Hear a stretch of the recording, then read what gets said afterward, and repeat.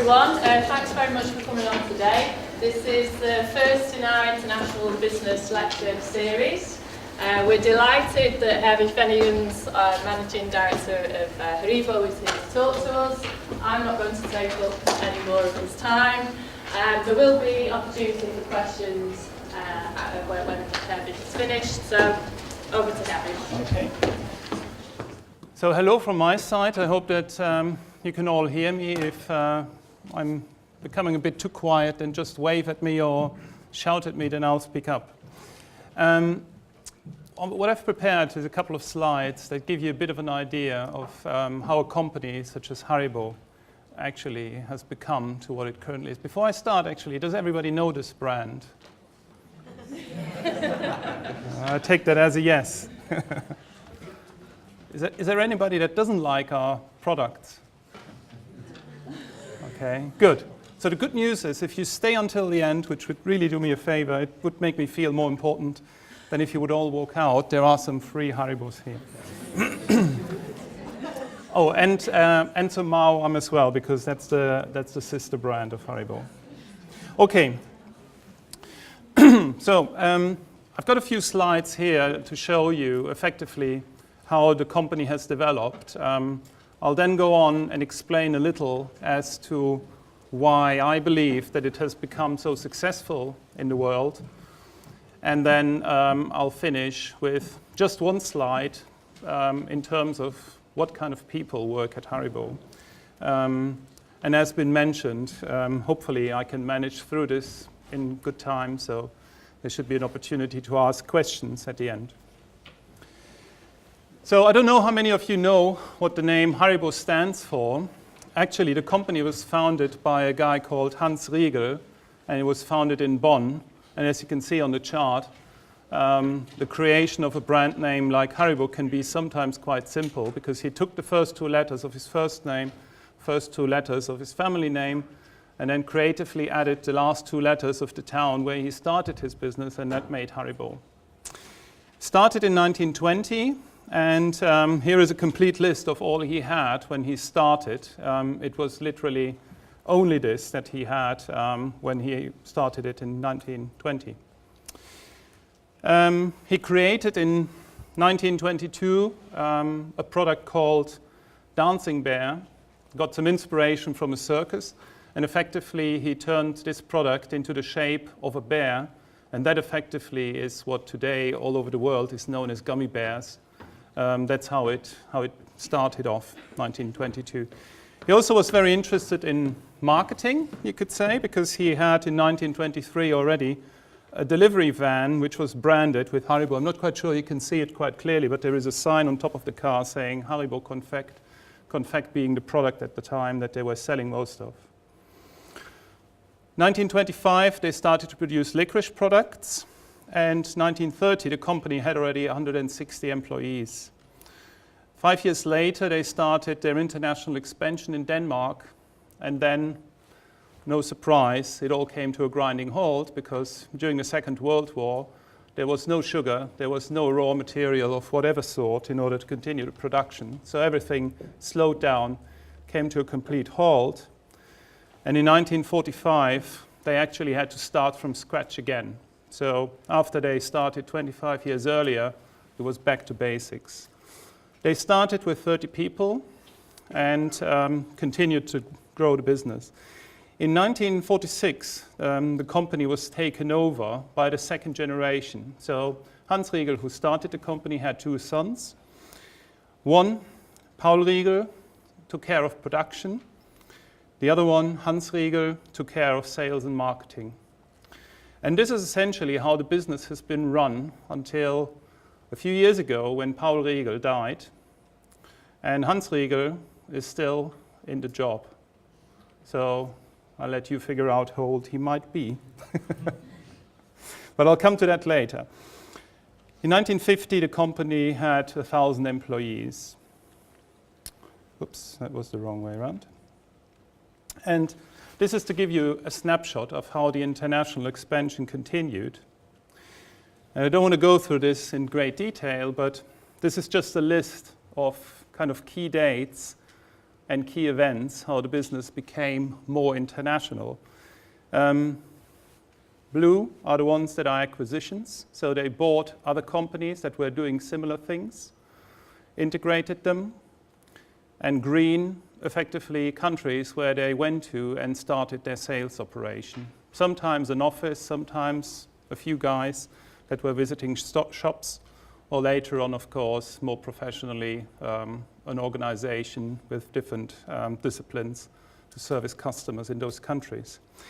And as you can see, throughout the years, when the company expanded country by country, continues to be more or less a mix of those two. Now, obviously, if you're a relatively small company and you expand, you cannot buy another company every other week or every other year. Apart from that, there are not so many companies that you probably would be interested to buy. So it always remained a mixture of acquisitions and setting up your own sales force and more of that. So there were phases where effectively there were more acquisitions, there were phases where there was a little less, but effectively the journey continued. Most recent years there have been more expansions in terms of sales growth through sales organizations being set up than there were acquisitions. So today the company has, on a worldwide basis, 6,000 employees. Interestingly enough, half of those outside of Germany, where the headquarters is. We've got 15 manufacturing plants in a total of 9 countries. They're all in Europe, interestingly. But if you cast your mind back to the list of where the company expanded, you can see that those acquisitions were mainly in Europe. And this is how effectively a lot of the additional factories came on board. Sales offices in a total of 22 countries, but the product is available in over 100 countries. How many, I don't know exactly, but 100 is quite a lot, and there are not too many where we can't find the product. So if we don't sell the product through our own sales force, then there is a distributor, an importer, who actually distributes the products, and we manage those distributors centrally from a department in Germany. And essentially the brand is one of the best known sugar confectionery brands in the world as a result of this expansion. An obvious question is, and what about us here? So story is, in 1972, Haribo bought a company called Dunhill's, nothing to do with cigarettes. Company that effectively was started by a certain Mr. Dunhill's who invented the Pontefract cake. So the business is located in the beautiful town of Pontefract. And 1994, Haribo acquired 100% of those shares, starting with a minority percent of shares in 72. And 94 actually is when Haribo products were officially launched in the UK, which is, if you consider it, not that long ago, really. And what is quite interesting is when we do surveys and we ask whether the brand is very well known, that's why I asked the question earlier on, you find that around 45, 50, there is a drop in terms of awareness. So there is a generation of 45, 50 plus who grew up with fruit pastels and jelly babies, and fortunately the generation below grew up with Haribo. So there's a difference in terms of awareness. Today, we're a major sugar confectionery brand in the UK. We've got sales more than £120 million. We've got a bit over 500 employees in the UK. We're the most popular, best-known brand over here. And in the last couple of years, we've grown double-digit. So in other words, we have effectively doubled our business in the last 6 years in the UK. So we're quite successful given the fact that the confectionery market is not growing, in contrast to what many people believe, that in recession people eat lots of candy or sugar confectionery and chocolate. They do, but they don't eat more of it just because there is a recession. So the big question is, of course, how did we do it? How, as a company that started in 1920, had to actually restart in 45, has remained a family-owned business throughout, been able to effectively grow around the globe.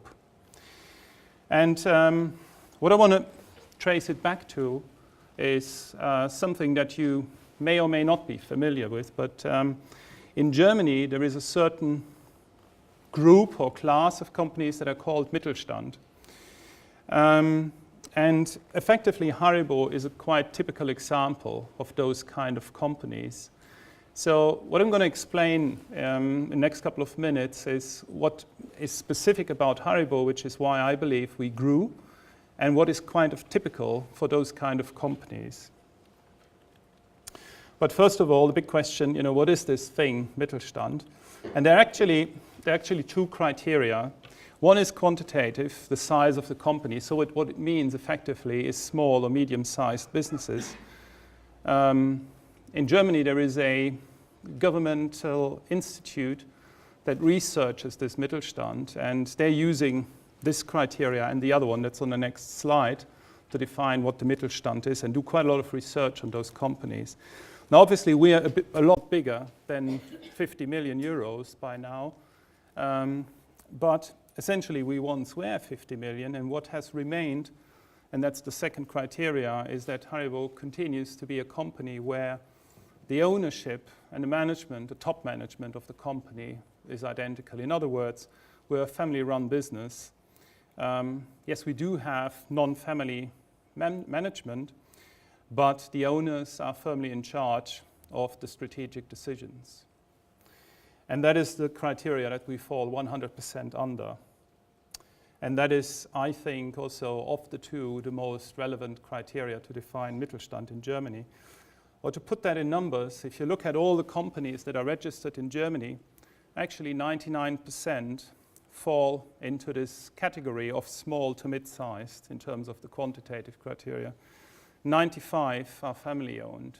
So it's quite a lot, and actually when you think of Germany, you think of German business, you probably think of companies like Volkswagen, BMW, and what have you, which are big multinational companies, but in fact 95% of the companies in Germany, there's a good chance that you've never heard of them because they are quite successful, but they are not necessarily those kind of household names. In that respect, Haribo might be a bit of an exception, actually. And it's what lots of people refer to as the backbone of German economy because it accounts for 80% of all people in employment in Germany. So slightly under 40% of total sales and half of the exports. So this kind of phenomenon, Mittelstand, is really very, very important for the German industry. So the question therefore is, you look at these Mittelstand companies, you look at Haribo, and what is it that makes them so successful, or what makes Haribo successful? It's the same thing virtually. So first of all, there is a people side. And okay, here we are in a university, so what am I going to tell you now? But there's one thing in Germany which is quite interesting, and what they have is they have something quite unique, which is a combination of technical education and vocational training. And it's very institutionalized, so it's a 2 to 3 year program that combines classroom education with on-the-job training at a certain workplace in a company. So you are an employee of that company, but you also go to school a few days a week. And those so-called Auszubildende, they do get, as a result of this, general knowledge, but also very, very practical job-specific skills. It's available for a wide variety of jobs throughout all the different industries. And it is something that is across Germany, north to south, west to east. The programs are regularly reviewed, updated, and also those specific areas in which these programs are offered gets continuously reviewed and added on. Interestingly, 83% of all those people that run through that program work in those Mittelstands companies. So it is effectively the dominant source where employees of those companies do come from, and it gives those companies quite a good resource and access to talent. Many of those people that go through this stay in work, so continue to develop their career at those companies. Some actually decide after 2 or 3 years that Now they're right to go to university. They go to university, like I suppose all of you do, and then they go back into the workforce. Second point is quality innovation. What is quite typical for those Mittelstands companies is that they build and maintain a very high level of expertise, but importantly, they focus on a very specific market or a niche of the market. So they don't try to be the best at everything. They try to be the best at something specific. And it's in their interest, because their focus is on a certain area, that they try to have products that are better than whatever else is on the market. It goes without saying that this requires constant innovation, and there is also a good awareness of branding, of marketing, be it consumer goods, be it other goods or services for that matter. The same is true for Haribo. So we focus on very specific segments within sugar confectionery. So if you know the typical Haribo products, then you know quite a lot of what we do. There are a couple of similar type of products that we make, but we don't do any chocolate. We don't try to be better at cookies or biscuits or anything. We just focus on the sugar confectionery that we know. We try to be the best in terms of the quality of the product. There is an incredible amount of new products that are developed every year, be it different shapes, flavors, or whatever. Sometimes a bit more innovative than that, but there is a continuous investment that goes hand in hand with it in terms of making the brand better known and familiar to our consumers. Another area that is relevant for those Mittelstands companies, and is another reason why I believe Haribo has done quite well, could run under the headline of leadership. And effectively, the first point, many of those companies are named after the founder. They're quite proudly named after the founder. As I explained, Haribo is no different in that. The owner tends to be personally involved in the business. A lot of them work until a very high age. So still haven't told the age of my boss yet, but maybe I do at the end. The companies are firmly rooted in the region where they're from. And actually, the owners or the owning family very often lives in that area. So there's a very different ethic in terms of running those businesses. That's exactly as we are run today. So we are run by the second and third generation of the family that owns the company. And the areas where we started, we still are. So Haribo hasn't started business in one place and then moved to the other side of the country or anything. We've grown regionally and then run the business worldwide. There is also a long-term view. So 2 weeks ago, I went to a career fair to the school where my boys go to, and there was one guy, he was probably 12 or 13, came to me and said, I want to build a company, I want to run a company, I want to manage a company. And I said, oh, that's very interesting. Yeah, that's your career, great. He said, yes, I'm going to do it, and then I'm going to sell it, and I'm going to buy a bigger company. I'm going to sell that, and then I'm going to buy a bigger company. And I thought that's quite interesting, but that is completely the opposite to how the Mittelstand in Germany thinks, because they think you build a company, you grow it, and then you pass it on to the next generation. That's the essential model. So there's not a point at which you sell it and you buy whatever kind of big house in the south where there is sun, which is nice, but that's not necessarily what they work for. They work for the business to develop and do good. And for that reason, they have a very strong interest in the long haul. So they're not necessarily looking for short-term gains, but they look in terms of the business over generations. That's at least the basic view on it. Again, that's the same for us, and the company also has a structure that allows this to continue, because also what you sometimes find is that family businesses run, and then for whatever reason there is no son or daughter to continue it, so that risk always is there. In our case, there is a structure that will ensure the company continues to operate. as close as possible to that basic idea.